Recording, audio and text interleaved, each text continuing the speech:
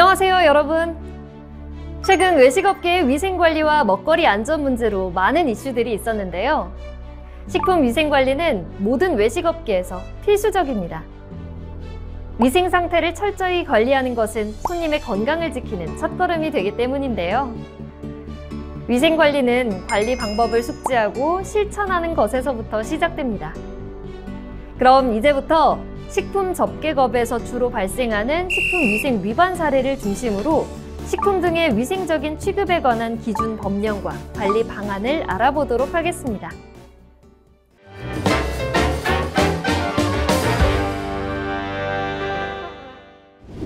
식품은 의약으로 섭취하는 것을 제외한 모든 음식물을 말하며 식품위생은 식품, 식품 첨가물, 기구 또는 용기 포장을 대상으로 하는 음식에 관한 위생을 의미합니다. 이러한 식품위생은 농축수산물을 식품 원료 단계부터 생산, 수확, 저장, 제조 및 가공, 유통, 수입, 판매, 조리를 통해 소비자에게 도달하는 모든 과정에서 시행되고 식품 자체뿐만 아니라 식품 첨가물과 식품을 다루는 기구, 식품을 담는 용기, 그리고 식품을 포장하는 것까지 포함됩니다. 그렇다면 식품은 어떻게 관리되어야 할까요? 첫째, 식품은 인체에 해를 미칠 수 있는 위해 요소가 함유되지 않도록 위생적으로 안전하게 관리되어야 합니다. 둘째, 식용으로 사용하는 원료를 사용하여야 하며 식용을 목적으로 제조된 것이어야 합니다. 셋째, 제품 특성에 맞는 영양소를 골고루 함유하고 있어야 하며 관능적으로 양호한 것이어야 합니다. 이렇게 식품의 안전성, 건전성, 완전성을 확보하기 위해 식품위생법과 식품의 기준 및 규격, 식품 첨가물의 기준 및 규격을 고시하여 시행하고 있으며 식품위생의 가장 기초가 되는 식품위생법 제3조와 관련해 시행규칙 제2조에서 위생적인 취급 방안에 대한 기준을 제시하고 있습니다.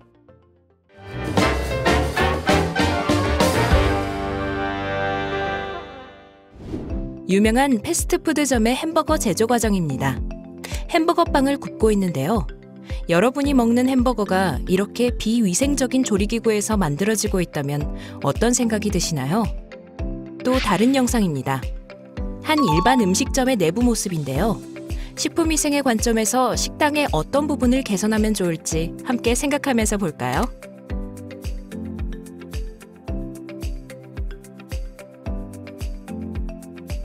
어떤 부분을 개선해야 할지 함께 확인해 보겠습니다. 가장 먼저 조리실 내 흡연입니다. 이는 국민 건강의 보호 증진에 이바지하기 위해 제정된 식품위생법의 목적과 충돌할 뿐만 아니라 국민건강증진법 제9조 제4항과 제8항을 위반한 것으로 국민건강증진법 제34조 제3항에 따라 금연구역에서 흡연한 자는 10만 원 이하의 과태료가 부과됩니다. 또한 조리실이 불결하고 사용하는 조리도구에 살균 소독이 안 되어 있으며 조리사는 위생모, 마스크를 착용하지 않고 있습니다. 이는 식품위생법 제3조를 위반한 것입니다. 해당 조항은 식품 관련 영업자가 가장 기본으로 지켜야 하는 법령인 것과 동시에 이를 위반한 사례가 가장 흔한 만큼 자세히 살펴보겠습니다. 식품위생법 제3조는 식품 등의 취급에 관한 사항으로 제1항과 제2항에서는 깨끗하고 위생적으로 다뤄야 하는 범위에 대해 명시하고 있고 제3항에서는 그 기준에 관해 식품위생법 시행규칙을 안내하고 있습니다. 해당 사례에서 위반한 사항들로 어떤 행정처분을 받게 되는지 구체적으로 알아보면 식품 또는 식품 첨가물을 제조, 가공, 사용, 조리, 저장, 소분, 운반 또는 진열할 때에는 이물이 혼입되거나 병원성 미생물 등으로 오염되지 않도록 위생적으로 취급해야 하는데 이를 위반했기 때문에 1차 위반 시 100만 원, 2차 위반 시 200만 원, 3차 위반 시 300만 원의 과태료가 부과됩니다.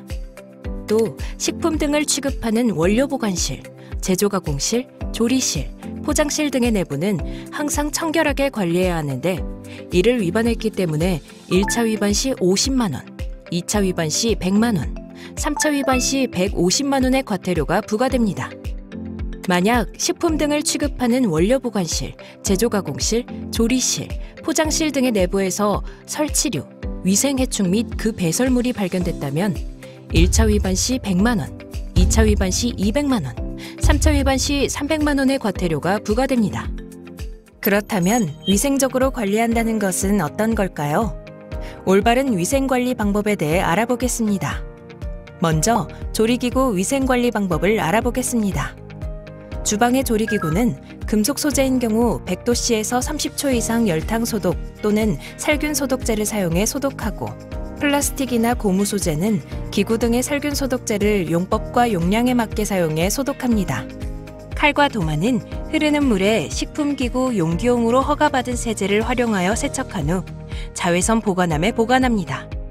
또 칼과 도마는 어류, 육류, 채소류 등으로 구분하여 사용하고 사용 후 교차오염이 되지 않도록 분리해서 보관해야 합니다. 행주도 조리용, 청소용 등 용도별로 구분하여 소독하고 100도씨에서 30초 이상 열탕 소독 또는 살균 소독제를 사용해 소독한 후 깨끗한 장소에서 건조시킨 다음 보관합니다. 이때 조리기구와 행주는 반드시 세척 후에 끓는 물에 30초 이상 열탕 소독을 해야 합니다. 세척 소독이 완료된 기기, 식기 및 도구 등은 교차 오염 방지를 위하여 위생적으로 관리해야 합니다. 다음으로 조리실 시설 위생관리 방법을 알아보겠습니다. 먼저 조리실 바닥은 매일 청소 및 소독을 실시하고 파손 시 즉시 보수를 해야 합니다. 배수관 및 주변 청소로 배수구가 막히지 않도록 관리하고 배수관 덮개는 덮여 있어야 합니다. 그리고 미생물 등의 번식과 미끄럼 방지를 위해 항상 건조한 상태를 유지합니다. 조리장에 그리스나 기름 등이 누적되어 식품에 오염되지 않게 하고 교차 오염 방지를 위해 편리한 위치에 손 세정대를 설치합니다. 환기 시설을 통해 조리장은 충분한 환기가 이루어져야 하며 후드에는 거름망을 설치하고 식품 제조, 가공장치용 세척제 등을 사용해 정기적으로 주 1에서 2회 정도 겉뿐만 아니라 속까지 깨끗하게 세척합니다. 후드가 정상적으로 작동하는지 정기적으로 점검합니다. 작업장은 쥐, 해충의 유입을 차단할 수 있는 구조여야 합니다. 특히 창문이나 출입문에는 방충망 등의 방충시설을 설치합니다. 자외선 포충기를 설치한 경우에는 출입구 근처나 식품 작업대 등의 위쪽은 피해서 설치합니다. 작업장 내 초파리 등이 서식하지 않도록 내부에 고인물 또는 음식물 쓰레기 등이 장기간 방치되지 않도록 하고 외부로부터 해충 등이 유입되지 않도록 정기적인 방역 등을 실시하여 사전 조치하도록 해야 합니다. 쓰레기통은 뚜껑을 구비하고 항상 뚜껑이 덮여 있어야 합니다. 천장 및 조명 장치는 파손되지 않고 거미줄, 이물, 먼지, 응결수 등이 없이 청결하게 관리하고 파손 시 파편이 낙하되지 않도록 보호망 등을 설치해야 합니다. 벽, 채광시설이 파손되지 않고 거미줄, 곰팡이 등이 없고 청결하여 빗물이 새지 않아야 합니다. 식기세척기는 자칫 잘못하면 물때뿐만 아니라 이물질이 곳곳에 자리하게 됩니다. 그렇기 때문에 위생용품의 기준 및 규격에 따른 식기세척기에 적합한 세제로 올바른 사용 농도를 준수해야 합니다. 냉장, 냉동고는 응결수, 성해가 없는 등 내부를 청결하게 관리해야 합니다. 냉장고 문의 고무 패킹이 훼손되지 않고 문 외관 등이 부식되지 않고 청결하게 관리해야 합니다. 다음으로 식품 위생관리 방법을 알아보겠습니다. 식품의 경우 표시된 보관 온도와 방법대로 보관해야 하며 소비기한을 준수해야 합니다. 또 생으로 먹는 야채나 과일은 세척 및 소독의 전처리 과정을 거친 후 사용해야 합니다. 소독액은 차하염소산 나트륨, 오존수, 차하염소산수, 이산화염소수 등과 같이 식약처에서 식품 첨가물로 인정한 제품을 사용해야 합니다. 냉장고는 냉장온도 0에서 5도씨, 냉동온도 영하 18도씨 이하를 유지하고 있는지 점검합니다. 식자재는 종류별로 잘 구분하여 덮개를 덮은 후 신속히 냉장 및 냉동고에 보관합니다. 먼저 보관한 제품을 먼저 사용하는 등 선입선출 관리를 준수하여 보관하고 있는 식품이 오래되지 않도록 관리합니다. 냉장 냉동고 내 식재료는 전처리가 완료된 식품과 가공식품 등은 상단에, 원재료는 하단에 구분 보관하는 등 교차 오염 방지를 위한 관리를 해야 합니다. 냉장 냉동고 내부는 항상 정리정돈하고 외포장 박스를 제거 후 보관하는 등 위생적으로 관리합니다. 식자재 창고 관리는 보관하고 있는 식자재에 소비기한 경과 제품이 있는지 소비기한이 잘 보이도록 진열해 주기적으로 점검하고 관리해줍니다. 식자재 사용 시에는 먼저 들어온 식자재부터 사용을 하는 선입선출을 실천합니다. 또한 식자재 보관 시 보관실은 깨끗하고 건조하며 다른 오염원이 없어야 하고 보관된 식자재가 해충과 쥐 등으로부터 오염이 되지 않도록 벽과 바닥으로부터 15cm 이상 등 일정한 간격을 두고 보관해야 합니다.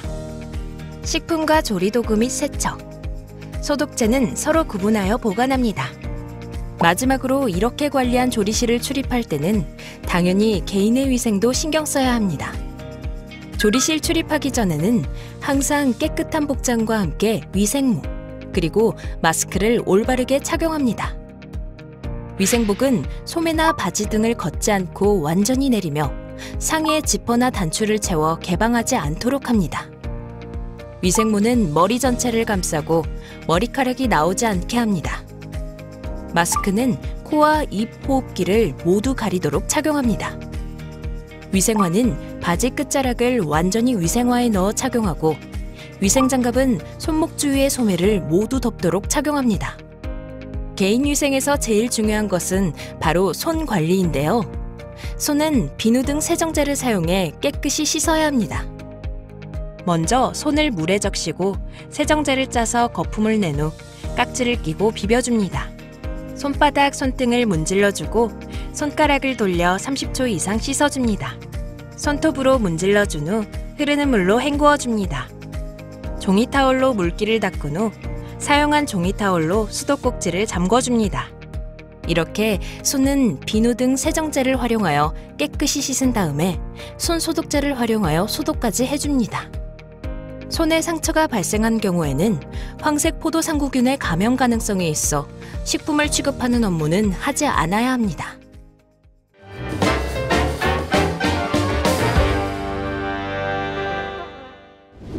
맛집으로 소문난 일반 음식점 A는 자체적으로 조리한 양념장을 일반 음식점 B에게 무표시 상태의 제품으로 판매하고 일반 음식점 B는 이 양념장을 사용해 음식을 조리하고 손님들에게 제공했는데요.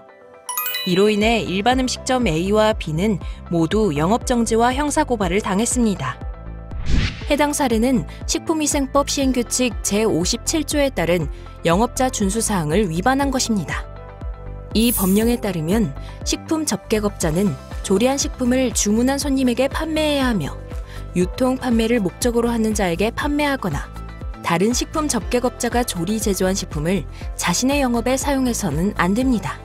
따라서 자체적으로 조리한 소스를 판매한 일반 음식점 A와 이 소스를 구매해 사용한 일반 음식점 B 모두 영업자 준수사항을 위반한 것으로 해당 소스는 전량 압류 및 폐기하고 두 음식점 모두 영업정지 15일의 행정처분과 식품위생법 및 식품 등의 표시 광고에 관한 법률 위반으로 형사고발을 할 수 있도록 규정되어 있습니다.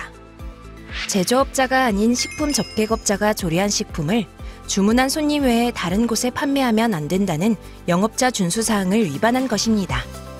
이러한 위반 사례를 예방하기 위해서는 식품위생법 제37조 제5항의 규정에 따라 식품 제조 가공업 등의 영업 등록을 하거나 영업 등록을 한 업체에서 제조해 식품 등의 표시 광고에 관한 법률에 따른 표시가 되어 있는 제품을 구입하여 사용하셔야 합니다.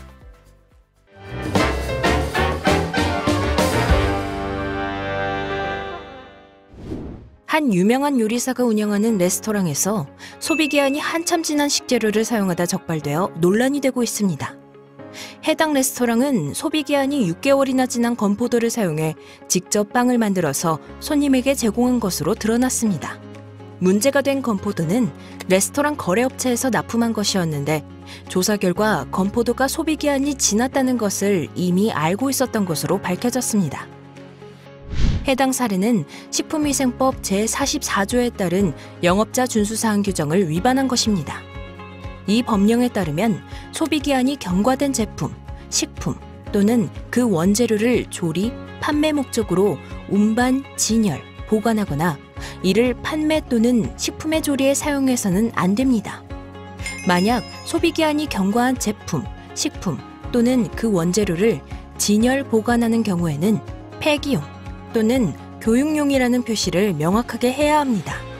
그렇지 않으면 식품 등의 표시 광고에 관한 법률 시행규칙 별표 7 행정처분 기준에 근거하여 1차 위반 시 영업정지 7일, 2차 위반 시 영업정지 15일, 3차 위반 시 영업정지 1개월 처분을 받으며 위반한 해당 음식물은 모두 폐기됩니다.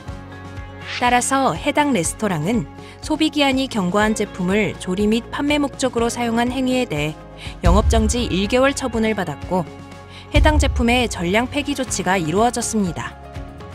영업자는 반드시 식품 조리 시 사용하는 원재료의 소비기한을 확인하고 소비기한이 경과되지 않은 제품을 사용해야 합니다.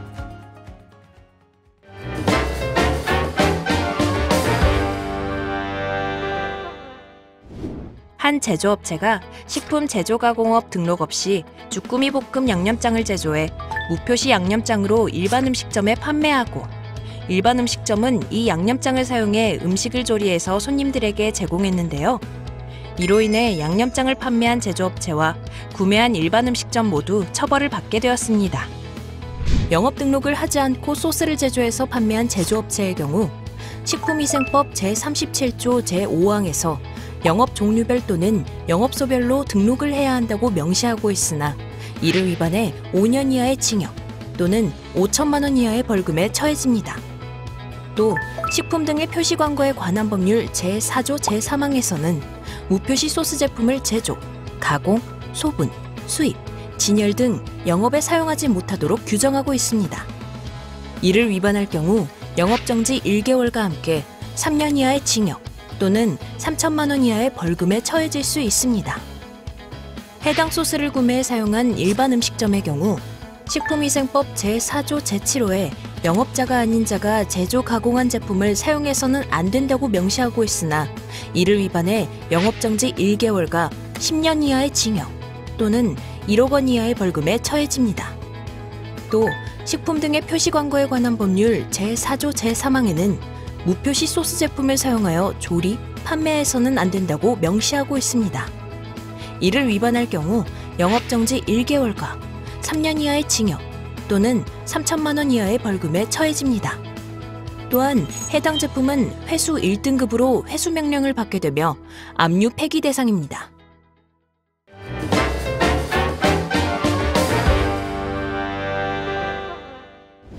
A씨는 각종 음식에 첨가물로 사용하거나 차로 음용하는 고가의 향신료인 샤프란을 자가 사용 물품인 양 세관에 신고하는 방법으로 식약처에 수입 신고하지 않고 들여와 인터넷 쇼핑몰에서 판매했다가 적발되었습니다. 또 B업체는 중국산 고무장갑을 식약처 수입 신고하지 않고 통관한 후 식품 용도로 판매한 사실이 확인되어 전량 회수 조치하였습니다. 식품위생법 제4조에는 수입이 금지된 것 또는 수입식품안전관리특별법 제20조 제1항에 따른 수입 신고를 하지 아니하고 수입한 것은 판매할 수 없다고 명시했습니다.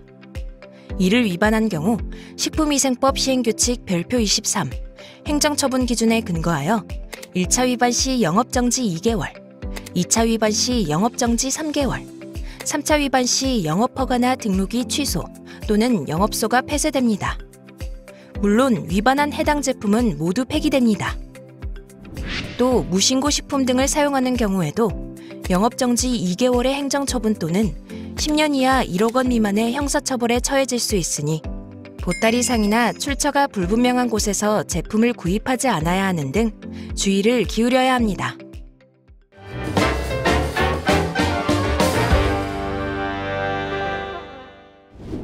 pH 변화에 따라서 파란색에서 보라색으로 변하는 나비완두콩꽃을 사용해 음료를 판매한 음료 카페가 적발되었습니다. 나비완두콩꽃은 안전성이 입증되지 않아 식품 원료로 사용할 수 없고 주로 염료용으로 사용됩니다. 식품 원료로 사용할 수 없는 나비완두콩꽃을 사용해 판매한 카페는 식품위생법 제7조 제4항을 위반한 것으로 이 경우 해당 식품적객업소는 시정명령을 받을 수 있어 주의가 필요합니다. 식품 원료 사용 가능 여부는 식품안전나라에서 확인이 가능한데요. 전문정보 식품 원료 목록 메뉴에서 확인할 수 있습니다. 또 새로운 식품 원료로 인정받으려면 식약처에서 고시한 식품 등의 한시적 기준 및 규격 인정 기준에 따라 식약처에 해당 원료의 안전성을 입증할 수 있는 자료와 함께 한시적 기준, 규격 인정 신청을 하면 식품 원료 가능 여부를 검토받을 수 있습니다.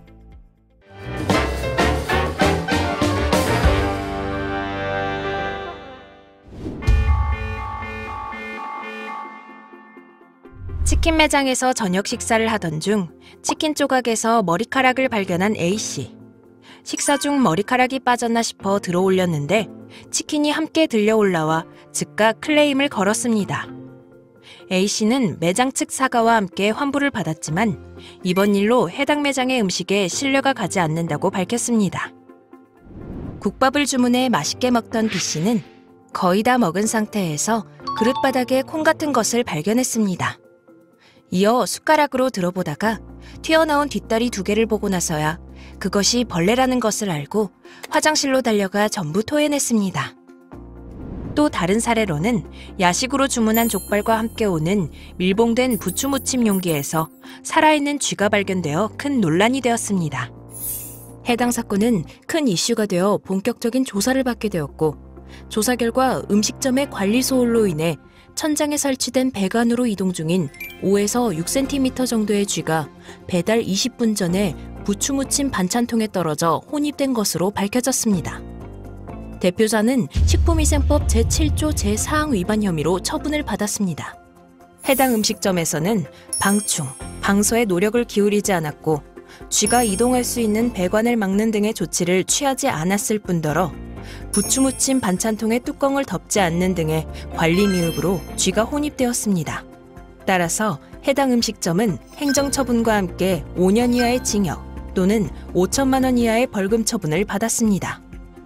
이 처분 결과는 식품위생법 제7조에 근거합니다.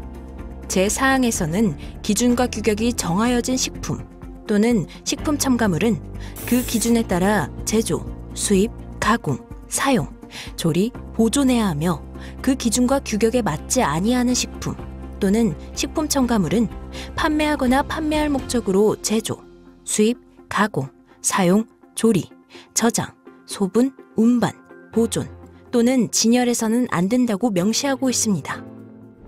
식품위생법 시행규칙 별표 23 행정처분 기준에 근거하여 칼날 또는 설치류, 양서류, 파충류 및 바퀴벌레 사체가 혼입된 경우 1차 위반 시 영업정지 5일, 2차 위반 시 영업정지 10일, 3차 위반 시 영업정지 20일 처분을 받고 기생충 및 기생충알과 쇳가루를 제외한 금속 또는 유리가 혼입된 경우 1차 위반 시 영업정지 2일, 2차 위반 시 영업정지 5일, 3차 위반 시 영업정지 10일 처분을 받으며 그 외의 이물이 혼입된 경우 1차 위반 시 시정명령, 2차 위반 시 영업정지 2일, 3차 위반 시 영업정지 3일 처분을 받습니다.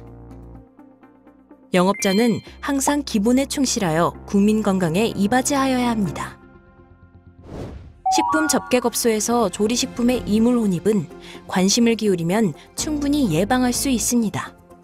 가장 흔한 이물질인 머리카락은 음식을 조리, 제공, 포장하는 종사자가 위생모를 착용하면 예방할 수 있습니다.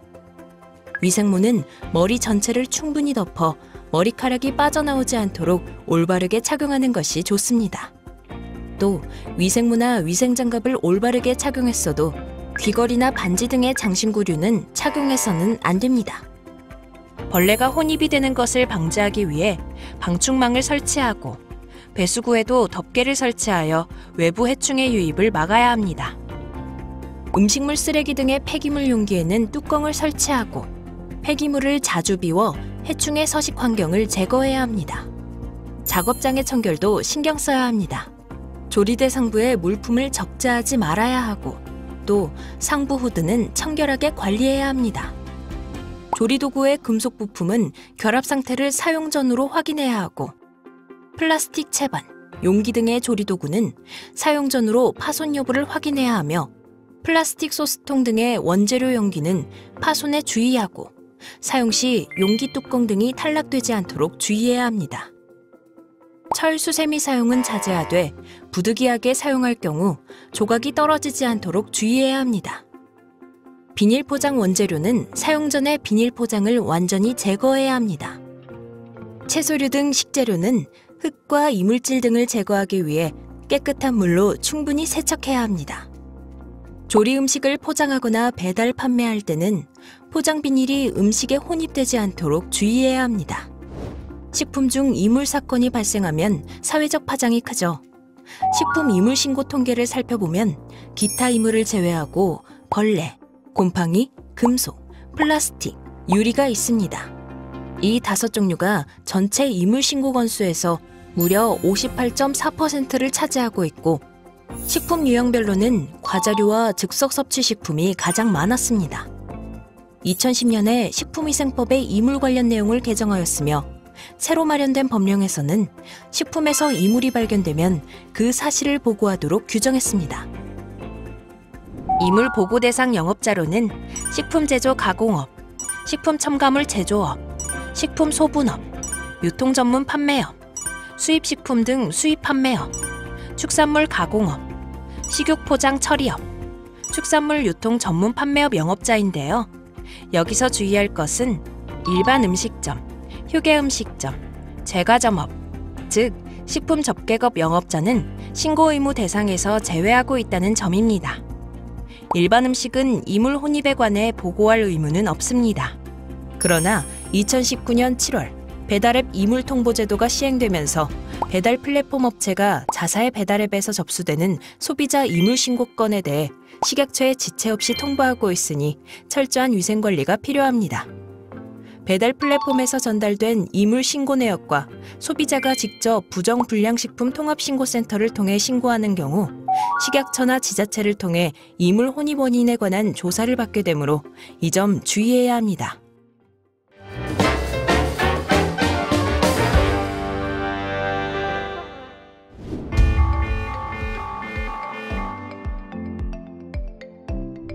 A 음식점이 냉동 -18도C 이하로 냉동 보관해야 하는 원재료를 0도C 냉장 보관해서 사용한 사실이 적발되었습니다.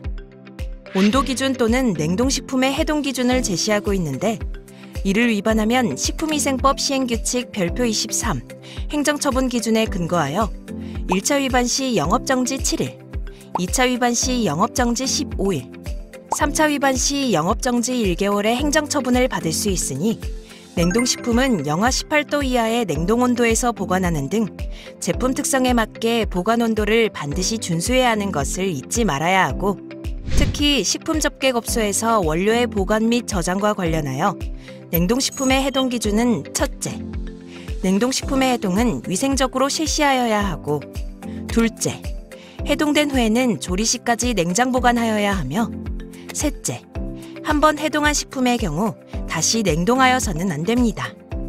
이러한 해동 기준은 식품 안전과 밀접한 관련이 있으므로 반드시 기억하시기 바랍니다.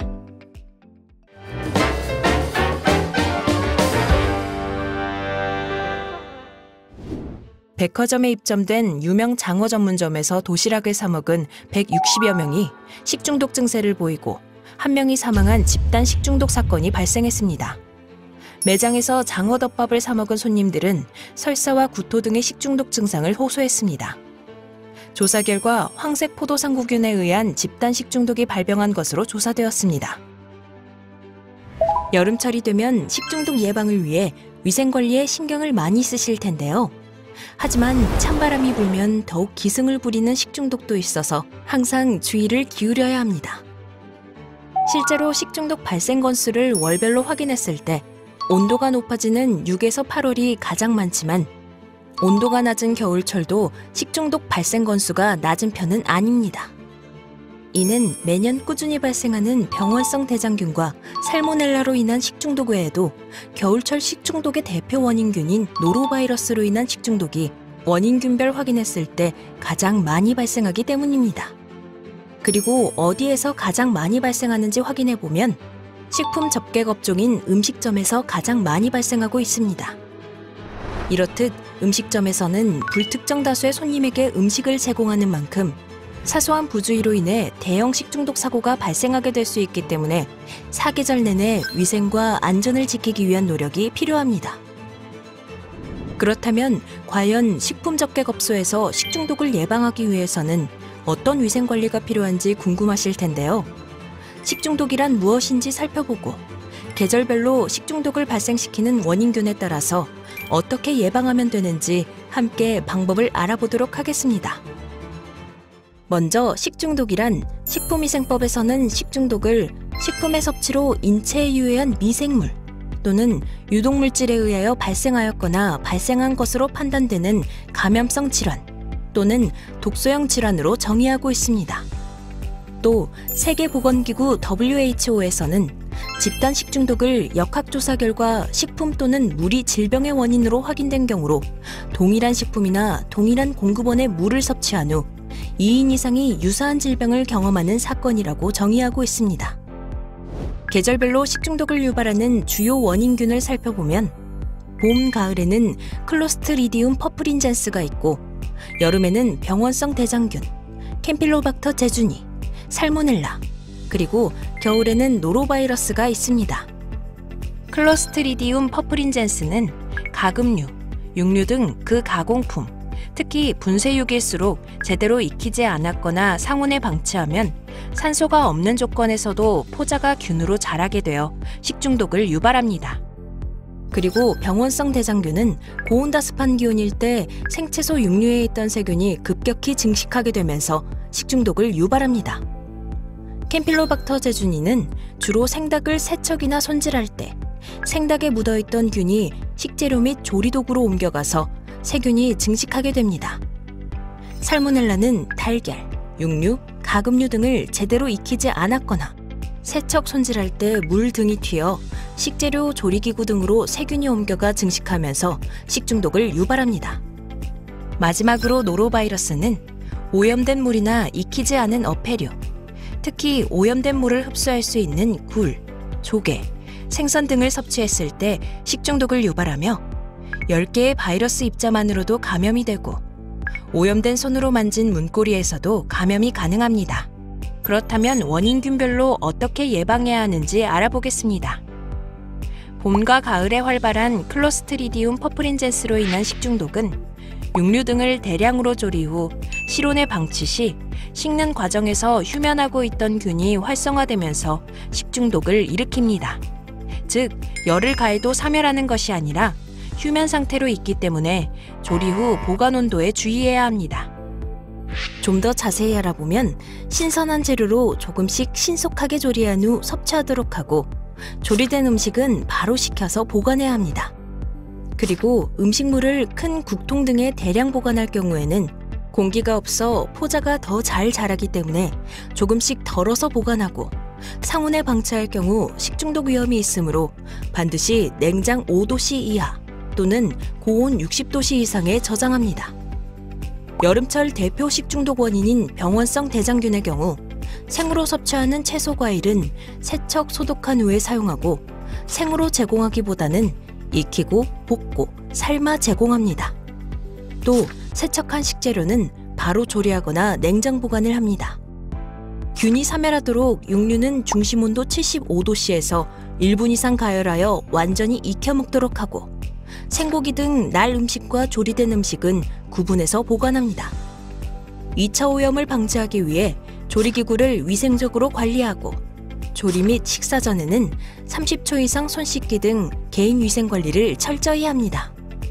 여름철 또 하나의 주요 식중독균인 캠필로박터 제주니는 주로 생닭 세척 손질 시 생닭에 묻어있던 균이 식재료 및 조리도구로 옮겨가서 세척, 소독, 가열 등이 충분하지 않을 때 세균이 증식되어 식중독을 유발합니다.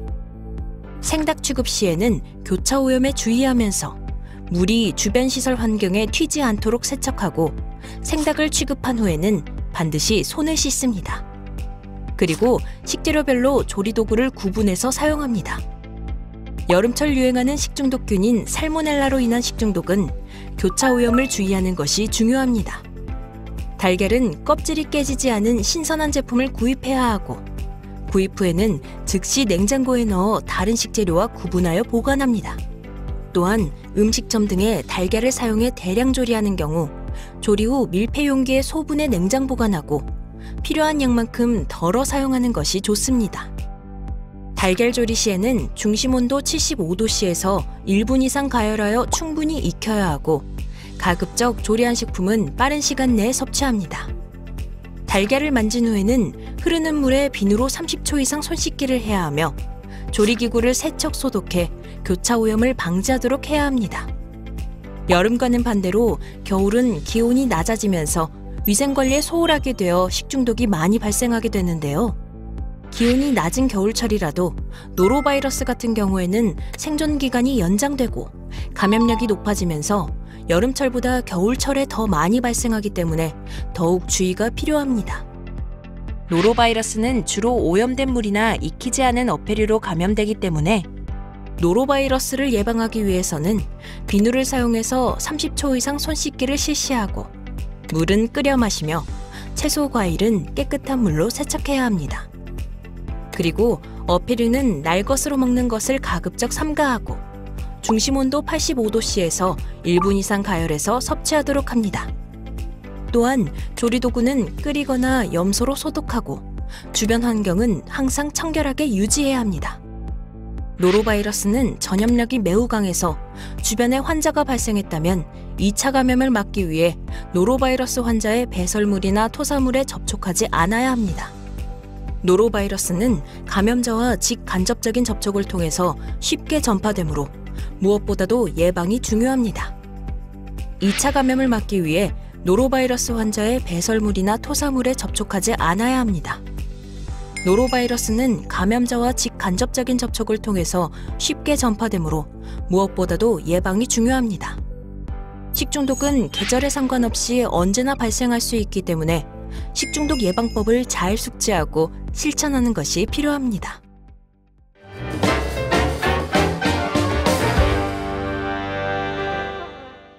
우리나라의 외식 인구는 지속적으로 증가하고 있는데요.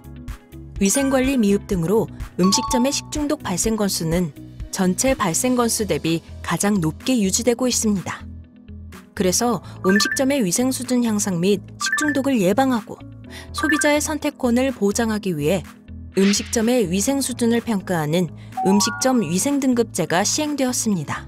즉, 음식점 위생등급제는 음식점의 위생 상태를 평가한 후 우수한 업소에 한해 등급을 지정하고 공개하는 제도입니다. 이러한 음식점 위생등급제의 기대 효과로는 위생등급을 받기 위해 위생관리를 함으로써 음식점 위생 수준이 향상되어 식중독을 예방할 수 있고 평가받은 위생등급 표지판을 홍보수단으로 활용해 매출 상승을 기대할 수 있습니다. 또 소비자의 입장에서는 안전하고 위생적인 음식점을 선택할 수 있도록 도와줍니다. 위생등급제는 식품안전나라 홈페이지와 식품의약품안전처 식중독 예방과의 우편, 팩스, 방문 접수 등을 통해 신청할 수 있고 평가는 기본 분야, 일반 분야, 공통 분야 3개로 나뉘어서 이루어집니다. 기본 분야에서는 개인위생관리 준수, 식재료의 소비기한 준수 등 식품위생법 관련 준수사항 등을 평가하기 때문에 기본적인 필수사항을 충족해야만 평가가 가능합니다. 일반 분야는 위생 관련 분야의 평가 항목들로 객석, 객실, 조리장, 화장실 관리, 종사자 위생 관리, 배달 전문 및 공유 주방 교차 오염 방지 등이 있습니다. 공통 분야로 가점 항목들이 있는데 식품 관련 자격증 소지자가 근무하거나 장기 근속자 근무 여부 등이 있습니다. 평가를 마치면 평가 점수에 따라 90점 이상은 매우 우수, 85점 이상에서 90점 미만은 우수, 80점 이상에서 85점 미만은 좋음으로 등급이 부여됩니다. 위생등급제는 신청 후 60일 이내 모든 절차가 완료되며 지정일로부터 2년까지 등급이 유효합니다. 이렇게 위생등급제 업소로 지정받게 되면 지정서와 표지판이 제공되고 출입검사가 2년간 면제됩니다. 또 지자체별 혜택으로 상하수도요금 감면 혜택, 위생용품 등을 지원받을 수 있습니다. 위생등급제는 음식점의 자발적인 위생 수준 향상을 촉진하는 중요한 제도입니다. 소비자는 위생등급을 확인하여 안심하고 외식을 할 수 있고 음식점은 높은 등급을 유지하기 위해 지속적으로 노력함으로써 우리나라의 식품 안전 수준이 한층 더 높아지고 건강한 식문화가 만들어질 것입니다.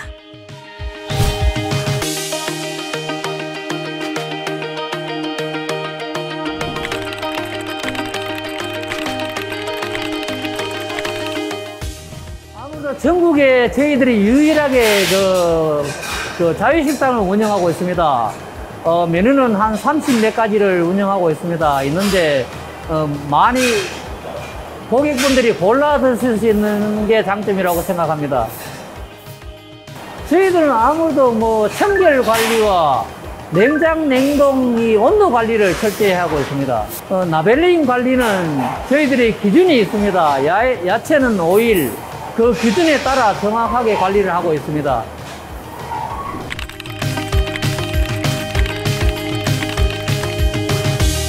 위생 등급제를 받음으로 인하여 재료 입고부터 재료를 냉장 관리하여 온도와 라벨링 관리를 철저히 하여 고객에게 제공하므로 고객분들의 반응이 매우 좋고 매출이 많이 상승되었습니다.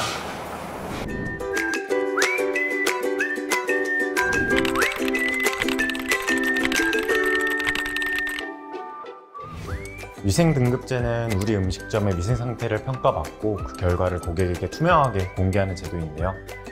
위생등급을 통해서 고객들에게 우리 매장에 안전하고 깨끗한 음식을 제공하고 있다는 신뢰를 줄 수 있다는 점에서 굉장히 중요한 제도라고 생각합니다.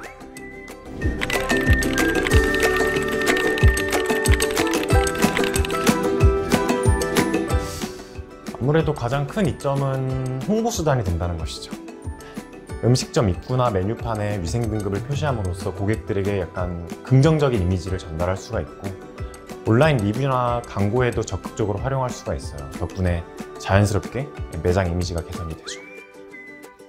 특히 요즘처럼 위생이 중요한 시기에는 고객 입장에서 위생 상태가 또 확인된 곳을 더 선호하기 마련이라서 자연스럽게 매출 상승으로도 이어지는 것 같습니다.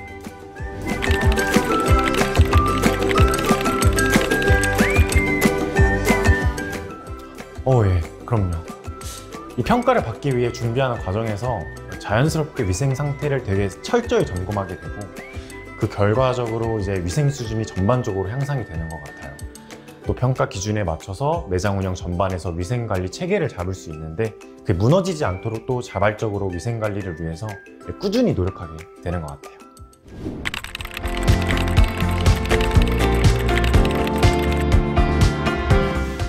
여러 가지가 있는데요.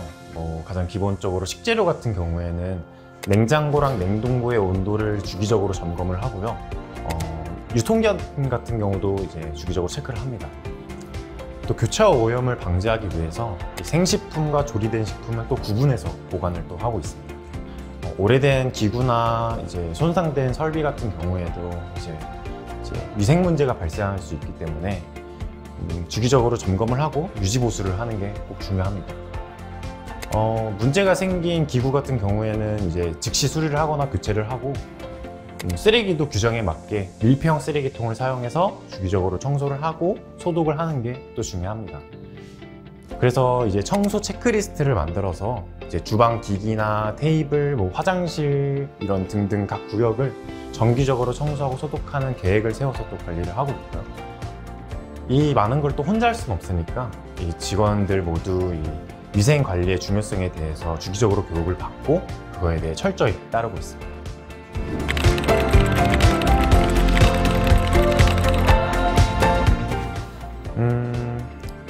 위생등급제는 단순히 평가를 받는 제도가 아니라 매장에 대한 고객의 신뢰를 높이고 장기적으로 매출과 운영 효율성까지 향상시킬 수 있는 좋은 기회인 것 같아요.